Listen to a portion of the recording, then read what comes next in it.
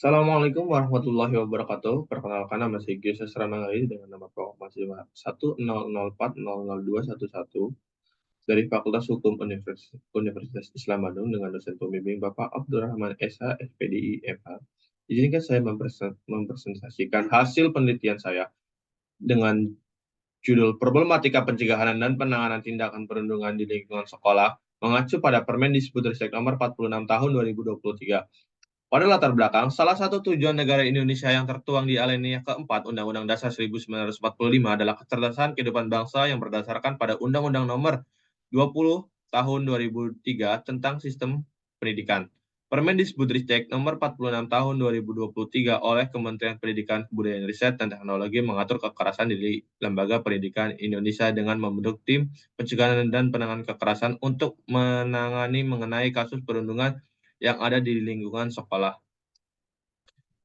Pada identifikasi masalah yang pertama, apa saja kewenangan yang dimiliki oleh TPPK dalam menjalankan tugas pencegahan dan penanganan kekerasan di lingkungan sekolah? Yang kedua, faktor apa saja yang menjadi kendala dalam penerapan Permendikbudristek Nomor 46 Tahun 2023 untuk mencegah kekerasan di sekolah? Tujuan dari penelitian yang pertama, mengetahui kewenangan apa saja yang dimiliki oleh TPPK dalam menjalankan tugas pencegahan dan penanganan kekerasan di lingkungan sekolah. Yang kedua, mengetahui faktor-faktor yang menjadi kendala dalam penerapan Permendikbudristek Nomor 46 Tahun 2023. Nah, pada metode penelitian menggunakan metode yuridis normatif. Penelitian ini adalah jenis penelitian deskriptif yang untuk memberikan gambaran secara sistematis, faktual, akurat terhadap suatu objek tertentu.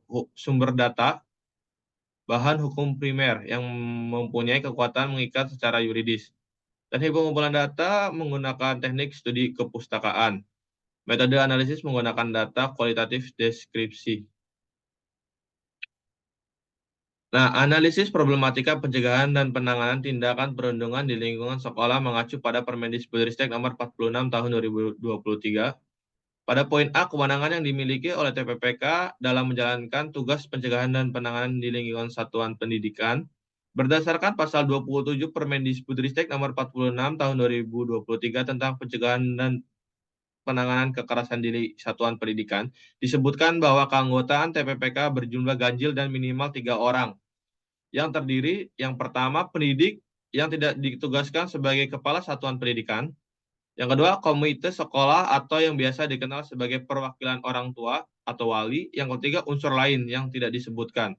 Nah, pada poin B, faktor-faktor yang menjadi kendala dalam penerapan Permendikbudristek Nomor 46 Tahun 2023 guna mencegah kekerasan di sekolah berdasarkan dari hasil wawancara kedua narasumber yaitu Bapak Akyat selaku kesiswaan dari SMA Islam Al-Azhar 5 Kota Cirebon dan Bapak Nasrul selaku kesiswaan dari SMP Darul Mustawidin dan analisis penulis terkait Permendikbudristek Nomor 46 Tahun 2023 tentang pencegahan dan penanganan kekerasan di sekolah. Ada beberapa kendala yang dialami Permendikbudristek Nomor 46 Tahun 2023 tentang TPPK, yaitu yang pertama kurangnya koordinasi antara TPPK dan aparat penegak hukum. Yang kedua, ketidakjelasan penerapan dan tanggung jawab TPPK. Yang ketiga, ketidakjelasan pemberian sosialisasi.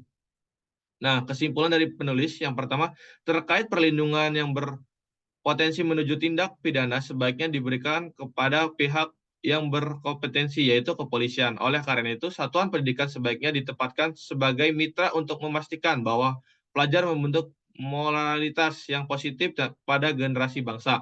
Yang kedua, faktor yang menjadi penghambat dalam menjalankan Permendikbudristek terkait TPPK yaitu kurangnya upaya sosialisasi dari pemerintah, kurangnya kompetensi dari satuan pendidikan dalam penegakan hukum dan keanggotaan TPPK sebagaimana diuraikan dalam Permendikbudristek tidak melibatkan pihak yang memiliki peran dalam penegakan hukum.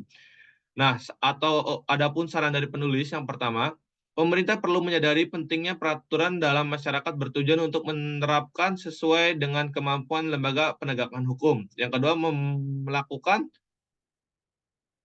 untuk melaksanakan peraturan pemerintah supaya efektif, suatu lembaga pendidikan harus mampu mengawal tugas TPPK, mengevaluasi peraturan yang ada, dan berkolaborasi dengan pihak-pihak terkait dalam perencanaan dan pelaksanaan. Yang ketiga, aparat penegakan hukum, terutama kepolisian, memberikan solusi, edukasi, dan kontribusi kepada warga masyarakat di satuan sekolah untuk membangun lingkungan sekolah yang sah dan beretika serta mencegah perundungan. Yang keempat, partisipasi masyarakat mengatur hukum dan berkolaborasi dengan pemerintahan dan pendidikan untuk mencegah perkembangan budaya perundungan di kalangan generasi muda.